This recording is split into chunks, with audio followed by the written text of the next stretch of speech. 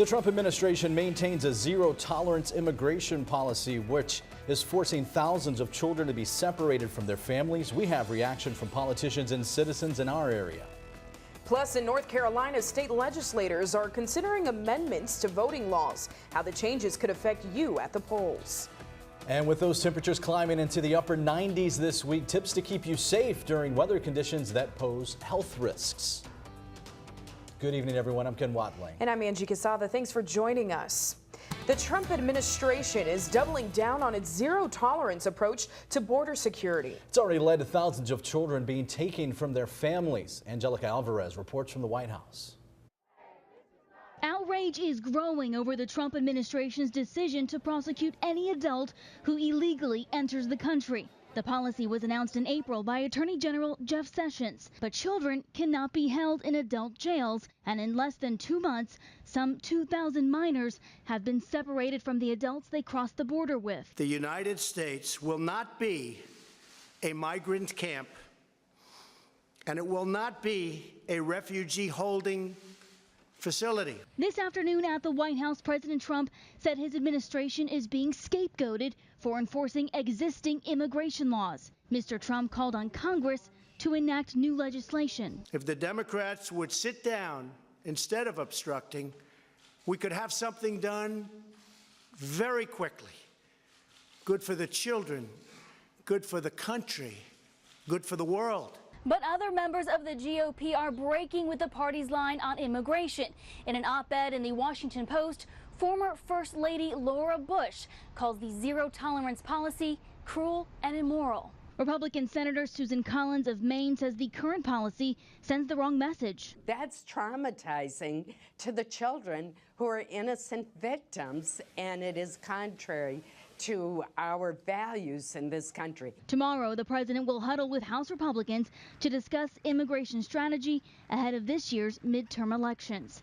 Angelica Alvarez, CBS News, the White House. An estimated 2,000 children have been removed from their families in the past 6 weeks. Outrage being voiced on the international stage. The UN High Commissioner for Human Rights calling the practice, quote, unconscionable. And here in the U.S., people from both parties are speaking out. These families are arriving, and they're in an impossible situation, because to remain on the Mexican side is to be subject to gang attacks because they're so vulnerable.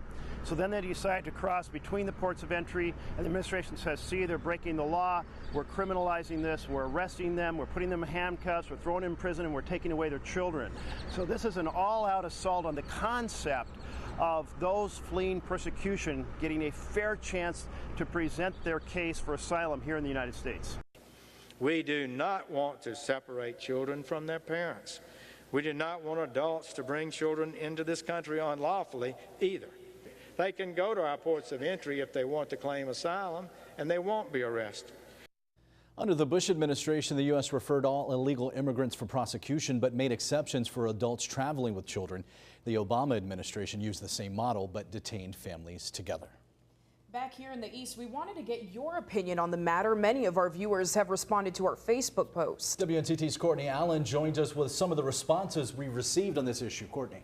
Ken, Angie, 9 on Your Side posted on Facebook earlier to see what you, our viewers, think of what's happening at the border. Here is what some people had to say.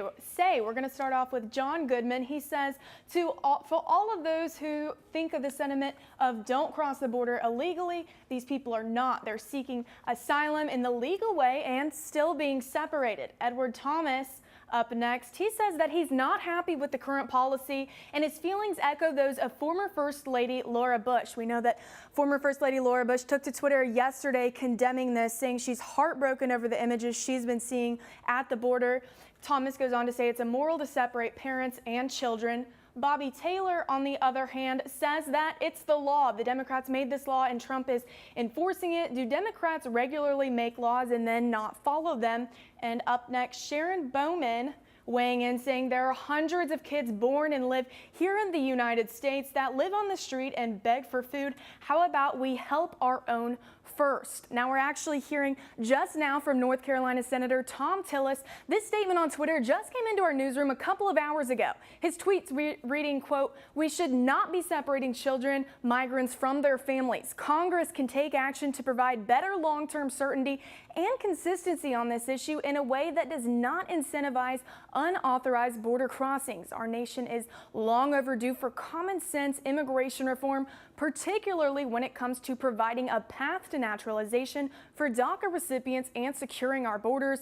I believe we can strike the right balance between being compassionate, especially towards children who were brought here through no fault of their own, and also being smart by taking steps needed to prevent future illegal immigration." As you can see, many opinions on this controversial border policy. We'll bring you the latest updates as we receive them. Courtney Allen, 9 on your side. Courtney, thanks. Back here in North Carolina, changes could be coming to the way you cast your ballots. The state legislature is considering nearly half a dozen constitutional voting amendments. They include requiring voters to show identification at the polls. Right now, there's a bill heading to Governor Roy Cooper's desk that eliminates early voting on the Saturday before election. The day is a popular voting day disproportionately used by black voters. In a statement, a spokesperson for the governor says the governor is concerned about any legislation that could result in fewer opportunities for people to vote. Now, with hot temperatures looming in the east, it's making some wonder what the health risks are and how they can be prevented. WNCT's Courtney Allen has that report. It is ridiculously hot. A combination of hot and humid and muggy. You may want to crank up the AC. My hair is getting creepy. As heat indices could exceed 100 to 105 early this week. The weather can deeply impact your health. Physician Daniel Becerra at Greenville Family Doctors says those high temperatures can take a toll. It can raise the body temperature, which then can lead to dehydration, heat exhaustion, heat stroke. Sweating is normal, but symptoms to watch for are feeling lack of sweating or dry mouth, seeing bumps and blisters, feeling weak, tired, or lightheaded, experiencing nausea and vomiting, getting muscle cramps, feeling confused, or losing consciousness. The bigger you are, then perhaps the more you're going to sweat because you're carrying more weight. You're more at risk. Children and the elderly are the ones most affected by heat, which is why the Pitt County Council on Aging is giving away free box fans to qualified seniors in need. Very well could be life and death. It's very traumatic on seniors, so the fan helps remove the heat from the home. Put ice in a bucket in front of a box fan, and it'll help cool off the house as the ice melts. In addition to those fans, Becerra says it's important to keep windows covered, wear loose cotton clothing, keep skin products refrigerated so they can act as a cooling agent when used, and stay indoors between 11 a.m. and 3 p.m. The lower you stay in the house, the cooler it is because heat rises. The safest thing to do is stay inside and rehydrate to beat the heat this summer. In Pitt County, Courtney Allen, 9 on your side.